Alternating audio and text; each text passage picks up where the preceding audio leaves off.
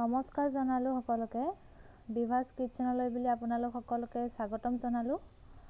আজি মই আপোনালোকৰ ওচৰত লৈ আহিছো তিলৰ সৈতে বেঙেনাৰ চাটনি। আৰু ভিডিওটো আৰম্ভ হোৱাৰ আগতে আপোনালোকে কোনোবাই যদি মোৰ চেনেলটো সাবস্ক্ৰাইব নাই কৰা তেনেহলে এতিয়াই কৰি দিব পাৰে। আৰু এতিয়া মই এয়া লৈছো তিল আৰু বেঙেনা এটা।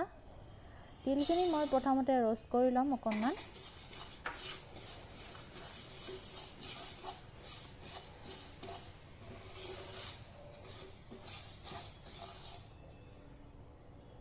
এয়া দেখিছে মোৰ তিলখিনি অকন অকন ফুটি আহিব ধৰিছে।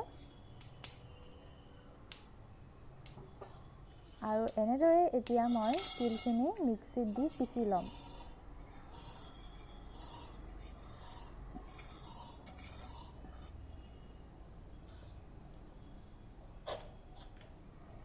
আৰু মোৰ এয়া তিলখিনি পিছা হৈ গ'ল ভালদৰে। আকৌ এইফালে মই বেঙেনাটো তেল লগাই লৈছো। বেঙেনাটো পুৰি লম।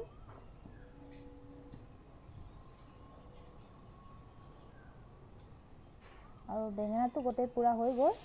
পুৰা হোৱাৰ পিছত মই সেই বেঙেনাটো সৰু সৰু পিচ কৰি কিনে গ্ৰাইণ্ডাৰত দি দিলো। লগত কেইপিচমান নহৰু, এয়া জলকীয়া এটা আৰু সোৱাদৰ অনুযায়ী অকনমান নিমখ।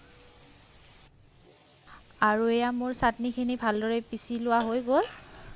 আৰু ইয়াতে এটা কথা কওঁ যে মই আগতেই তিলখিনি অকনমান পিচি লৈছিলো গ্ৰাইণ্ডাৰত দি, কিয়নো যদি মই তিলখিনি আৰু বেঙেনাখিনি একেলগে দি দিলোহেঁতেন তেতিয়াহলে তিলখিনি ভালদৰে মিহি হৈ নগলহেঁতেন।